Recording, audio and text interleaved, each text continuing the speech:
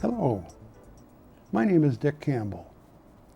For many years, I have been a student of history. And with this interest, I have created a variety of 5 history talks, which I presented for the past 12 years to many local community groups and other organizations throughout Wisconsin and even up in Fairbanks, Alaska. I call these talks Great Moments in History. And now I would like to share one of these moments with you entitled Following the Oregon Trail. This story is one of the greatest peacetime migrations of people in the history of the world, which occurred in the mid-19th century and is known as the Great Westward Migration.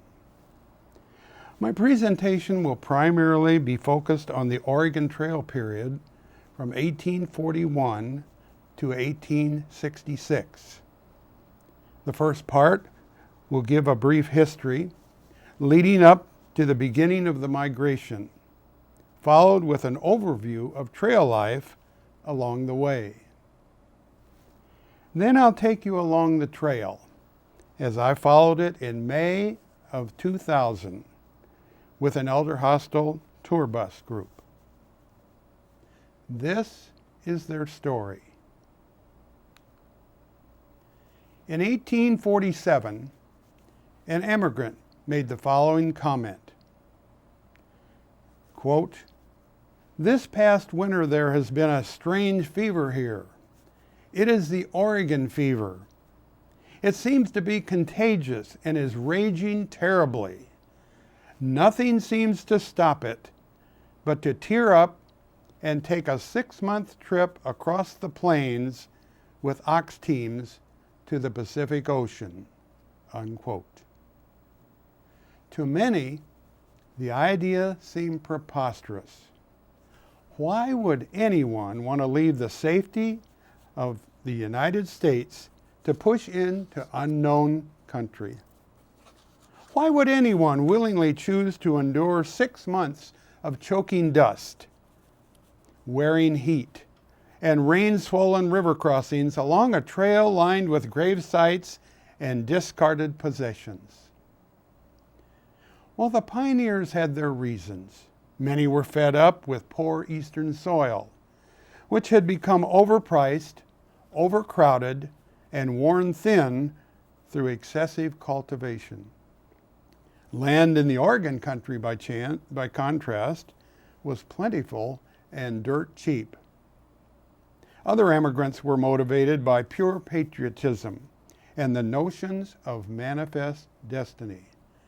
The 19th century doctrine that the United States had the right and duty to expand throughout the North American continent.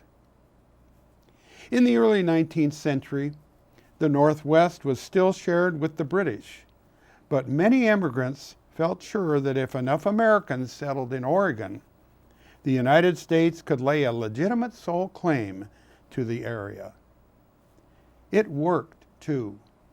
Oregon was awarded territorial status in 1849 and became a state just 1 decade later. Finally, many pioneers simply had the urge to push ever westward, as their ancestors had done for generations before them. Their trip would not disappoint them, for although it was a long and potentially dangerous one, it boasted the most amazing scenery they had ever viewed. Wide horizon plains gave way to jagged mountains and steep canyons, and then fragrant pine forests. And at the end, Oregon, promising lands enough for everybody and a new start in life. By 1840, at least 100 men, women, and children had arrived from the United States to the Oregon Territory. After that, the tide of immigration swelled. Stories appeared in the national press, and exciting letters steamed in from neighbors who had made the journey. Shown here is the overall route from Missouri to Oregon. In 1843, about 1,000 people left Independence, Missouri for the Oregon Territory. 2 years later, more than 3,000 people made the trip. And in 1847, as many as 4,000 folks signed on. But the busiest years were the gold rush years of 1849 to 1852, when tens of thousands of people followed the overland route as far as present-day Idaho before cutting southwest to the California Territory. The westward movement was a major transplanting of young families. Women were part of the journey because their fathers, husbands, and brothers had determined to go. They went west because there was no way for them not to go once the decision was made. Their journeys started in towns along the Missouri River between Omaha, Nebraska, and Independence, Missouri. These settlements came to be known as jumping-off places. Guidebooks promised that the adventure would take no more than 3 or 4 months, a mere summer's vacation. But the guidebooks were wrong. Often there was no one in the wagon train who really knew what the road would bring, or if there were any roads at all. They discovered that the overland passage took every ounce of ingenuity and tenacity they possessed. For many, it would mean 5 to 6 months of grueling travel in a wagon with no springs under a canvas that heated up to 110 degrees by midday through drenching rains and summer storms. Over 2,000 diaries and journals kept by those who made the overland journey have been cataloged in archives, historical societies, and public libraries throughout the United States. From these, we learned of the trials and tribulations that they went through. In the trail's early days, Independence, Missouri was the main supply post and jumping-off spot. Emigrants arrived at Independence by steamboat from St. Louis and points east. Once there, they would organize into wagon trains and make final preparations for the journey. A typical trip along the 2,000-mile trail took about 5 months, with the wagons traveling at the rate of just 10 to 20 hard, dusty, or muddy miles a day. The journey started late in April or May, in early May, as soon as the grass had grown high enough to feed the livestock that would be making the trip. Most important was the wagon, which most immigrants had already obtained by the time they arrived on the frontier. Guidebooks said that wagons should be simple, strong, and light, made of well-seasoned timber. They recommended that the wheels be made of Osage orange or white oak to prevent shrinkage in the hot, dry West. The wagon bed was about 10 to 11 feet long, 4 feet wide, and about 2 feet deep. About the size of today's minivan, carrying everything you owned. A good wagon cost about $100. Immigrants often argued over whether to use mules or oxen for the trip. Many favored mules because with good roads and plenty of grain, they could travel fast and stand up to the heat. But a 6-mule team cost about $600. Oxen, on the other hand, cost around $200 for 8 and had more stamina over the long run. Oxen were less likely to stampede and could be used for food if necessary. After the wagon and stock were obtained, the immigrants set about filling it with provisions of food, clothing, tools, and firearms, weighing up to 2,000 pounds. Once on the trail, the pioneer families started each day before dawn, awakened by a trumpet or gunshot blast. After a simple breakfast, they'd usually hit the trail by 6 a.m. They rarely rode in the wagons, for the springless wagons were small, full of possessions, and hardly comfortable for traveling. Instead, they walked alongside for most of the 2,000 miles to Oregon. The trains moved steadily all day, except for a short lunch break at midday. Finally, at about 6 p.m., they would draw their wagons into a circle to ward off intruders and wild animals and form a corral for the livestock. Not in fear of Indians, as so often has been portrayed in movies. The Oregon Trail has sometimes been described as the world's longest graveyard.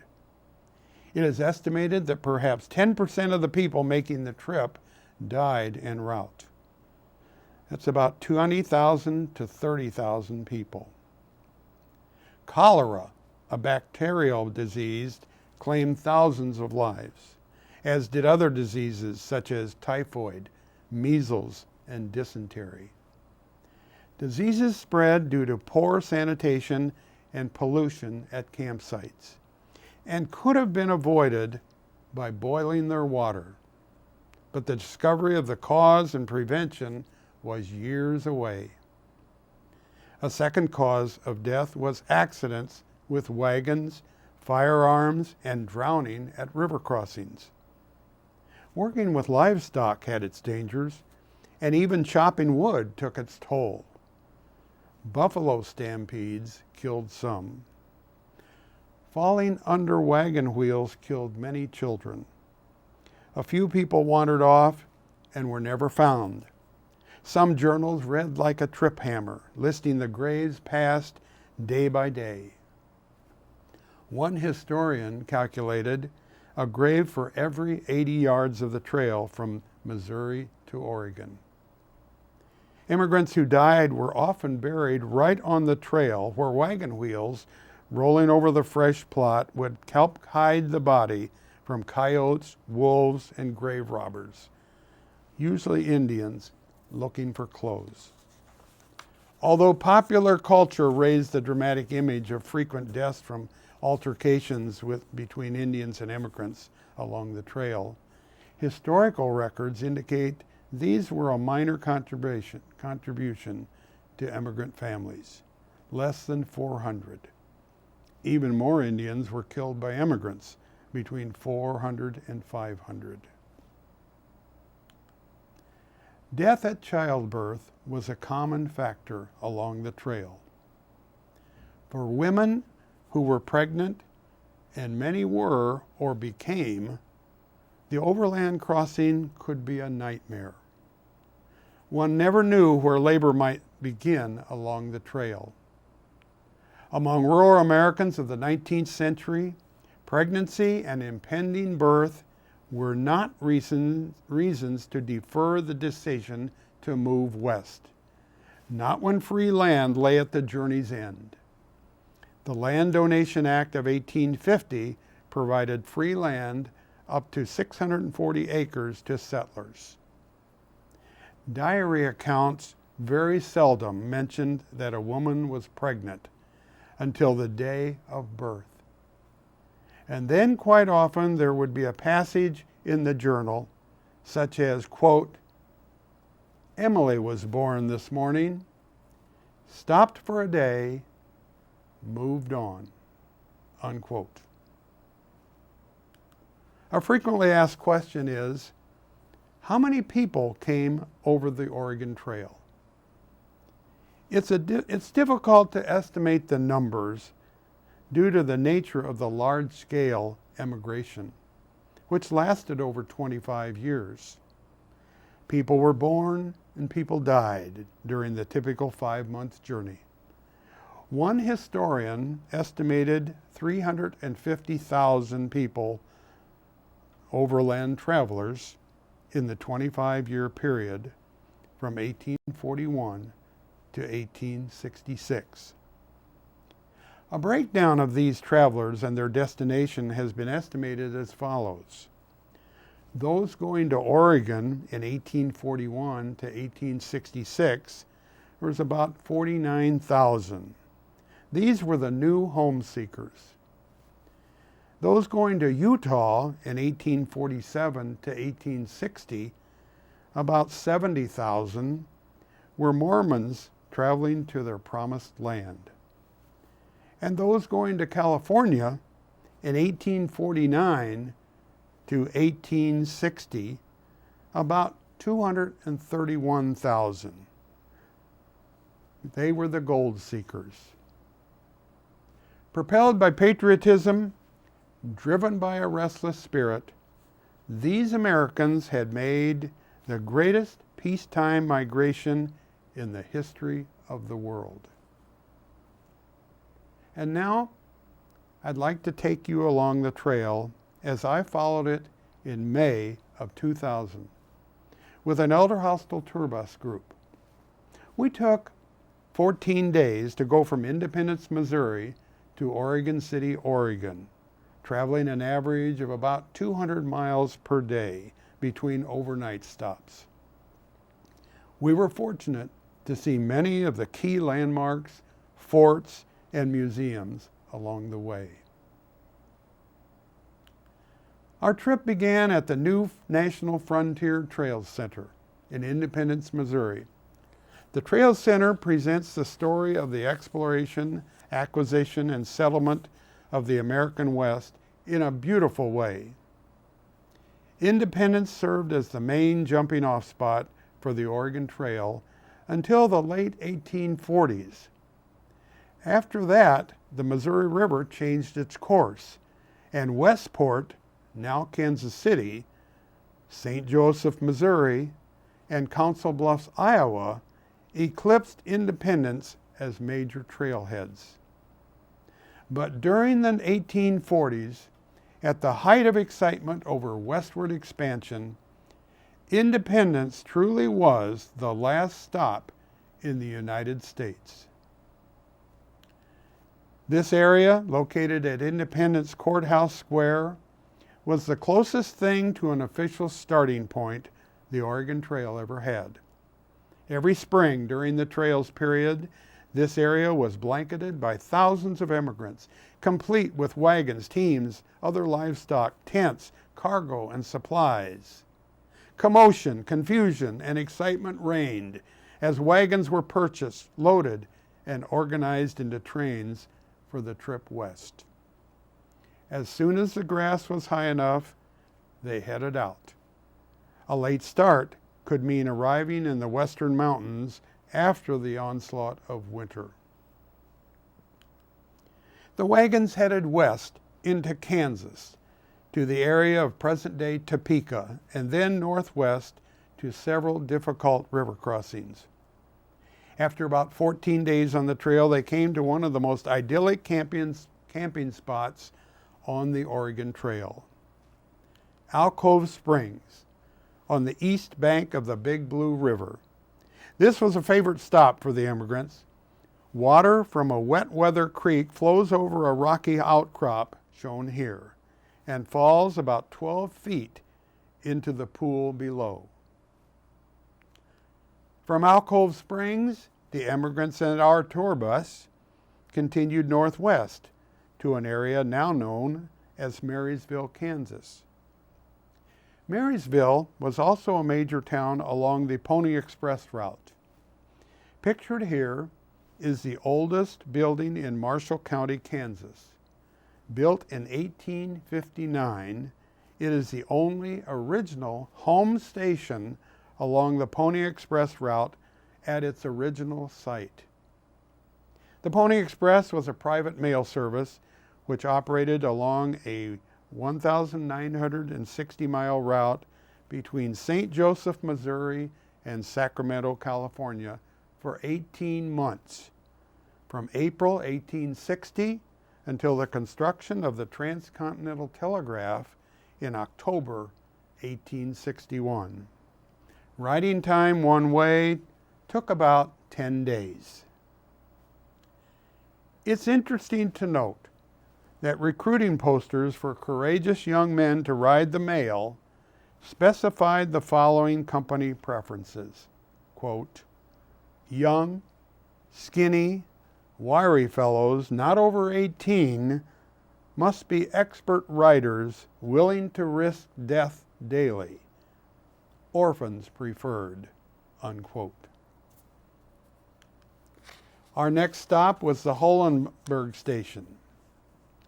This was the last Pony Express relay station in Kansas for western-bound riders.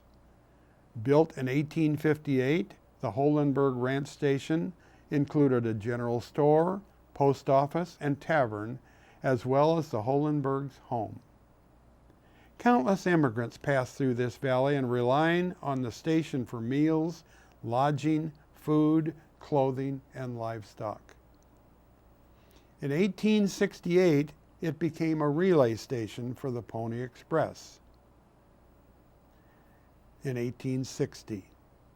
And it is today the only remaining unaltered Pony Express relay station on its original site.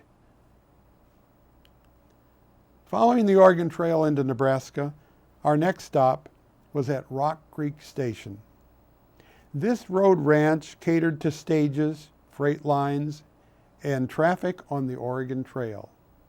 It also served as a relay station on the Pony Express. Rock Creek Station might have faded into obscurity like so many other stations, except for one fateful day in 1861, when Wild Bill Hickok gunned down the station owner, David McCandless, and two others, embarking on a bloody gunfighting career. Hickok was acquitted of the killings, and he went on to become one of the West's most notorious characters. Finally meeting his demise at age 39 in a Deadwood, South Dakota saloon in 1876 by the gun of John McCall. Leaving Rock Creek, the immigrants continued northwest into Nebraska. When they reached the high, dry grasslands, the immigrants began to experience truly open prairie travel. It was a sense of space and openness that would become overwhelming, then tedious in the weeks to come. They headed out across the undulating prairie to a ridge of sandhills. From its crest, they caught their first view of the very shallow Platte River, which would guide them for the next 600 miles. Platte means flat, and it was. As the land began falling away, the emigrants saw a distant blue ribbon of water lazily braiding down the middle of the broad, shallow valley. Pictured here is the Platte River today as it rolls by Kearney, Nebraska, paralleling Interstate Highway 80. The emigrants always sought campsites with three requisites: firewood, grass, and water. The Platte was hospitable, providing all three, although wood often remained scarce. So they gathered buffalo chips from the prairie. This natural, abundant fuel burned hot and slowly and with absolutely no unpleasant odor. After 1848, the emigrant wagons could stop at Fort Kearney, the first fort built to protect the Oregon Trail. It was the first of 6 major forts the pioneers would pass on their way west, and the only one built specifically for their safety. Though the Army's job was to protect immigrants from Indian attacks, such problems were rare. But more important was the chance for supplies and repairs at the blacksmith shop. Pictured here is a replica of the original blacksmith shop. Leaving Fort Kearney, the broad sandy track up the south side of the river came to be called the Great Platte River Road, and the pioneers trudged up it until it passed where the two branches of the river came together like a Y. They continued left up the South Platte and finally came to a ford. It was frightening, as the river was over a mile wide, but it turned out to be only about a foot or two deep. Once across the South Platte, the wagon trails scaled the rise that future immigrants would call California Hill, to reach the high plateau between the forks of the two rivers. And there began discomfort that bedeviled the caravans for most of the remainder of the trek. On that high dry bench, wheel hubs screamed on their axles for lack of lubrication. The wooden wheels dried and shrank, and the iron tires loosened and sometimes fell off. But the versatile pioneers knew adversity well by now.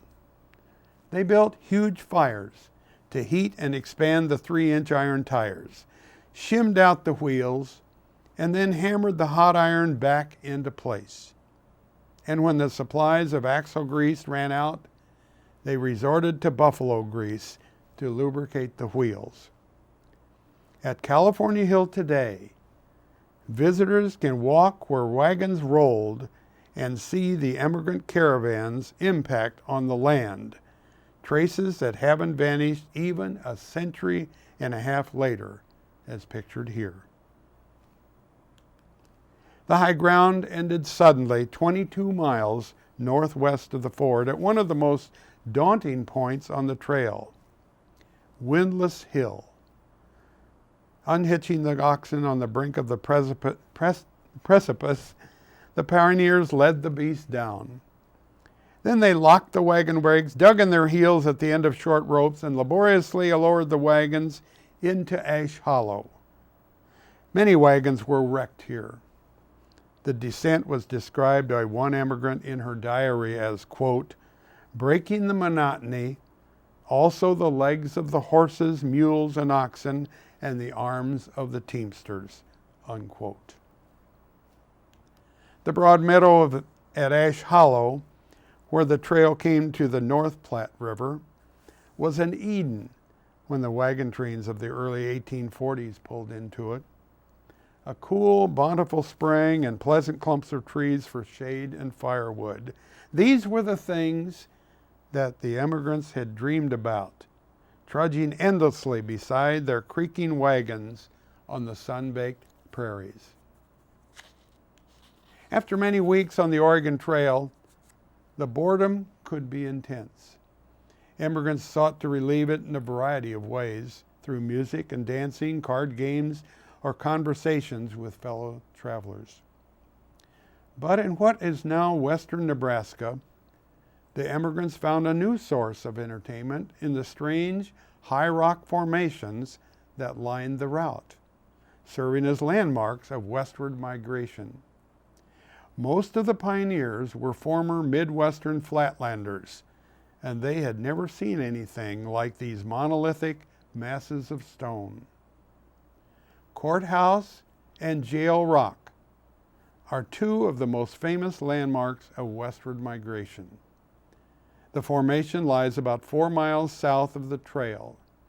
Rising about 400 feet above the North Platte Valley, these rocks are erosion remnants composed of clay, sandstone, and volcanic ash. Many immigrants who had already walked 15 to 20 miles that day hiked another 8 to the rocks and back just to get a closer look. Those who climbed to the top of these landmarks spotted the tall spire of Chimney Rock on the western horizon about 15 miles away. That called for another visit, but fortunately the formation lay within 2 miles of the trail. Of all the natural landmarks along the Oregon Trail, Chimney Rock is probably the most remembered in immigrant diaries. Its height is about 470 feet along the North Platte River. The vertical spire alone measures 120 feet. Back during the Oregon Trail days, the spire may have towered 50 to 100 feet higher. Here's a picture of Chimney Rock taken in 1906. And the man standing behind the wagon is Ezra Meeker, who at age 54 traveled the Oregon Trail back in 1852. Within sight of Chimney Rock, the last of the region's three great geological curiosities, Scott's Bluff, loomed over the western horizon. This landmark crowds the river, forcing the wagon trains to veer south and pull over a difficult ridge through Mitchell Pass before returning to the river. It was a good campsite as there was adequate timber, water, and grazing land. Yet few much time at the bluff itself.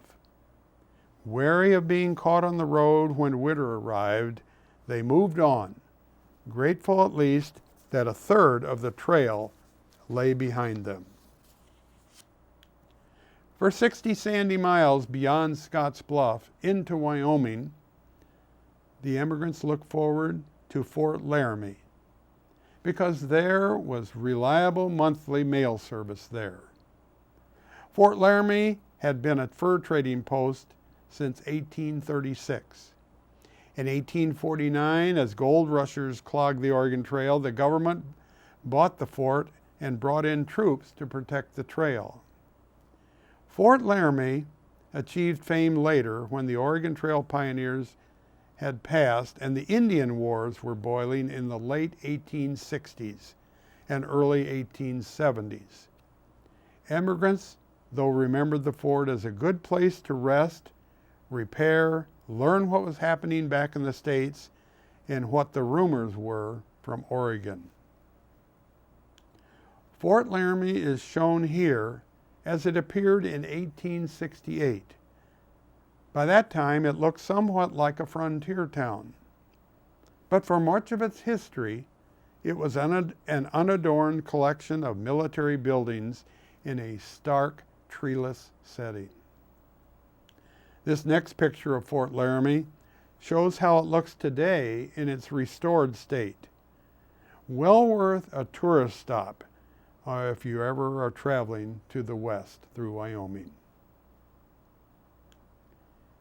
8 miles west of Fort Laramie, the trail passed a tall sandstone and white chalk formation that the immigrants nicknamed Register Cliff. One needed only a nail to carve their name in the chalk-like rock, and thousands of those inscriptions survive to this day. The 150-foot cliff served as a type of giant motel register, inviting the pioneers to sign in. And sign in they did, creating mass graffiti that covers the lower reaches of the cliff with thousands of names, dates, places of origin, and intended destinations. Perhaps the best visual representation of the old Oregon Trail remaining today can be found at the Oregon Trail Ruts National Historic Landmark south of Guernsey, Wyoming, near Register Cliff. Here, for a distance of several hundred yards, wagons were forced to travel single file through an outcropping of soft sandstone rock above the banks of the North Platte River. Throughout the emigration period in the mid-1800s, heavy wagon wheels and oxen hooves, by the hundreds of thousands, gradually ground away the sandstone until the trail's surface was reduced in elevation several feet below that of surrounding rock. Today, the trail can be viewed exactly as it appeared to the pioneer wagon masters who once faced this rough, winding stretch of terrain. After following the Platte River for over 500 miles, the emigrant wagon trains crossed the North Platte River at the site of present-day Casper, Wyoming. This crossing marked the beginning of some miserable travel, with good water and grazing land in very short supply. Several ferry systems and toll bridges were operated here between 1847 and 1867 to help immigrants get across the river at this point. Fort Caspar was established in 1858 to protect the immigrants as they made this important move up the Sweetwater Valley. The buildings pictured here were reconstructed on the original foundation sites in 1966. Heading southwest out of Fort Caspar, the wagon trains cut across some rather barren terrain to pick up the Sweetwater River. About 50 miles into the valley, they came upon one of the most famous sites along the Oregon Trail, Independence Rock, rising like a turtle above the desert. Thought to have been named on July 4, 1830, during a celebration held there by one of the first wagon trains to the Continental Divide, this oval-shaped 130-foot high granite boulder was called the Register of the Desert, as it held the names of just about everyone who passed by during the westward migration. Today, many names can still be found on this magnificent rock. Immigrants looked forward to Independence Rock as a place to celebrate. By now, they had traveled 815 miles from Missouri. They were almost halfway to Oregon. I climbed to the top of this rock with our historian along our trip and observed hundreds of names, and the view was fantastic. A few miles past Independence Rock, the immigrants came to Devil's Gate, where the Sweetwater River had cut a narrow gorge through a ridge of granite. It was impossible for wagons to negotiate the chasms, so they went around by cresting a small ridge to the south. This gorge is well over 300 feet deep. Immigrants often walk through it and climb to the top. There is little question that Devil's Gate was one of the more spectacular examples of water-eroded rock encountered along the trail. Continued up the Sweetwater Valley, the immigrants came to the key of the whole westward movement, South Pass. As mountain passes go, South Pass wasn't much to look at in the 19th century, and it still isn't today, because South Pass hardly looks like a mountain pass. Immigrants who crossed the Continental Divide here scarcely knew they had done so until they saw water flowing west on the other side. The 29-mile wide plateau at the 7,400-foot summit was the only place that allowed an easy passage through the Rockies for wagons into Oregon Territory. Without South Pass, wagon travel across the continent would have been impossible, and Oregon and California could possibly not be a part of the United States today. We wouldn't have populated the western part, and it may have remained British or Mexican. Heading southwest from South Pass, the immigrants followed the trail to the fourth fort on their journey, Fort Bridger. Established in 1843 by Jim Bridger as an immigrant supply stop along the Oregon Trail, Fort Bridger proved to be one of the main hubs of westward expansion. By most accounts, Fort Bridger wasn't a pretty place. One historian described it as, quote, a raunchy adobe emplacement surrounded by a stockade, always a disappointment to trail-weary immigrants, unquote. But what the fort lacked in aesthetic appeal, it made up for by its surroundings with abundant clear water and good grass for the livestock. From Fort Bridger, the Oregon Trail took a sharp turn and headed northwest into what is now the state of Idaho. It felt good to be heading northwest, the right direction. The frustration of days hauling the wagons in the wrong direction just because the established route had a bend in it, gave birth to a variety of cutoff routes, two of which were the Lander and Sublet cutoffs. Some were improvements and quickly became the main route. Others had some problems, which had caused the bend in the first place. Usually it was the lack of water along the cutoffs. After about 10 days on the trail, the wagons pulled into Fort Hall, the remarkable outpost of Yankee entrepreneurship in the wilderness. Established in 1834 as a fur trading post, Fort Hall later became an important resting stop for the immigrants. Actually, Fort Hall was the result of a grudge. Massachusetts native Nathaniel Wythe originally wanted to start a trading post at the mouth of the Columbia River up north. But while en route, he was convinced by several fur traders to bring them $3,000 worth of goods that they could sell at their annual rendezvous the following year. Well, when Wythe returned the next year, the fur company had dissolved, and Wythe was stuck with his wares that he had packed across the plains and no customers. Angry, he stopped here on the Snake River, unloaded, built a trading post to dispose of the goods, and called it Fort Hall. What you see here is a replica of old Fort Hall. After Fort Hall, the immigrant wagons followed the Snake River for over 300 miles. As increasing numbers of pioneers passed over the Oregon Trail, smart entrepreneurs saw opportunities to provide goods and services to them.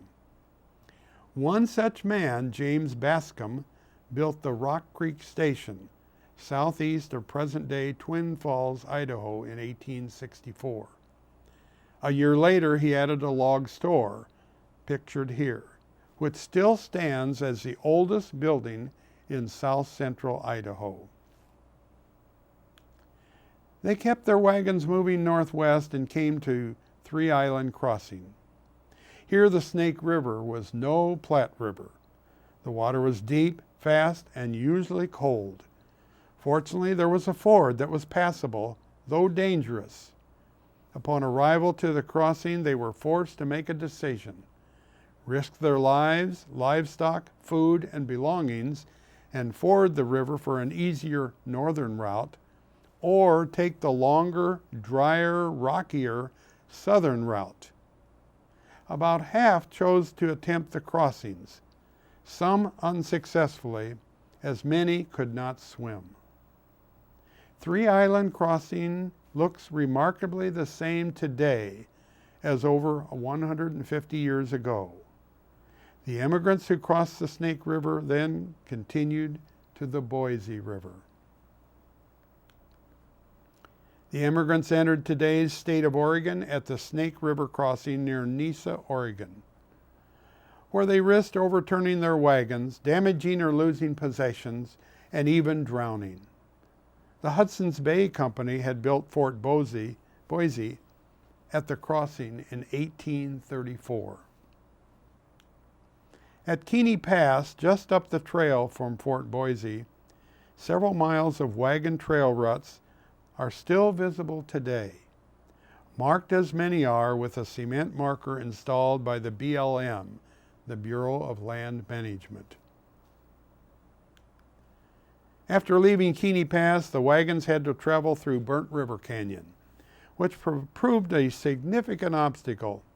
It often took wagons trains 5 or 6 days just to negotiate the climb out of a canyon. Although it wasn't as steep as some of the other areas along the trail, the twisting canyon crossed several ravines. Food was scarce for humans and livestock, which further depleted everyone's strength. Then they came upon Flagstaff Hill. They pulled their battered wagons around the brow of the hill, and there was Oregon, as they had imagined it. Rolling country, woods, and pastures. It was a dream born back in a cabin in the States. Flagstaff Hill provided some recharge for the weary Oregon homeseekers. Even with weeks to go, they could at least anticipate the end of the journey. It is here that the National Historic Oregon Trail Center was built in 1992. Dedicated to the legacy of the pioneers, this center features dramatic exhibits and living history demonstrations describing life along the Oregon Trail. It's located 5 miles east of Baker City, Oregon, on Highway 86, and is well worth a visit if you are ever in that area. The wagons continued west, working their way down the south riverbank of the Columbia River until they came to the Dalles, where 2 great rocks restricted the entire flow of the river between them. There was no way for the wagons to continue on down the riverbank.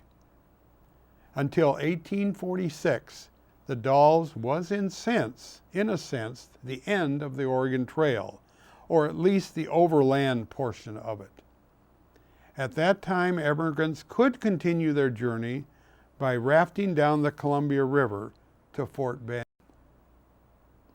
In 1845, 2 pioneer leaders, Sam Barlow and Joel Palmer, were upset by the high tolls being charged by boatmen on the Columbia River, and they carved out a land passage through the Cascade Mountains around the southern shoulder of Mount Hood to the Willamette Valley. This route became known as the Barlow Road. It led into forests like nothing the immigrants had ever seen. The road was as difficult as a wagon trail can get. One spot, Laurel Hill, was reportedly the single worst stretch of the entire Oregon Trail. Worse because it came as men and animals were exhausted. But this was the home stretch. They banged their wagons, heaved on the spokes, pulled fallen logs from the way, and begged exhausted oxen for 1 more mile. Laurel Hill actually consisted of 2 long chutes for a combined vertical drop of more than 300 feet and a grade of about 60 degrees. Standing at the top, as pictured here, of this loose rock chute, it is hard to imagine how the pioneers made it down this unbelievably steep slope. After the immigrants struggled down off the Barlow Road and crested the ridge, they caught their first glimpse of Philip Foster's farm. As one immigrant put it, quote, "Our spirits lifted at this sight, as if our journey was well nigh ended," unquote. Foster's Plate on Eagle Creek was their last stop before reaching Oregon City and the end of the Oregon Trail. Over the years, the Fosters played host to an estimated 10,000 exhausted immigrants. Weary pioneers could rest here, buy food, or sample one of Mrs. Foster's famous home-cooked meals before moving down the road. In summary, by the mid-1840s, Oregon City was a thriving little town with all the comforts the immigrants had known back in the States.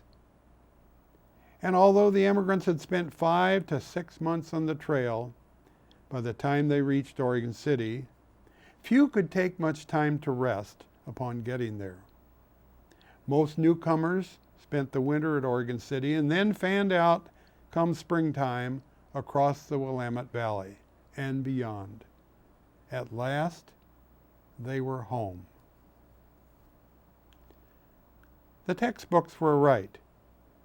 The Oregon Trail was that explosion of immigration which leapfrogged the United States to the West Coast in the 1800s, and in the end, stretched the United States across the continent.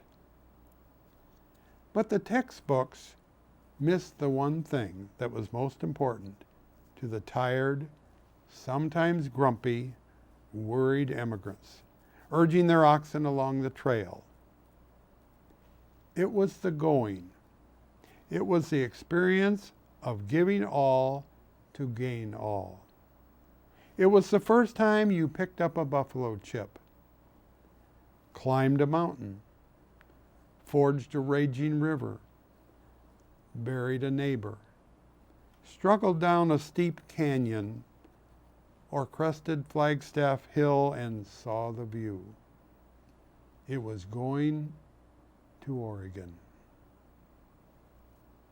And as a closing thought, I would like to share a quote by Henry David Thoreau.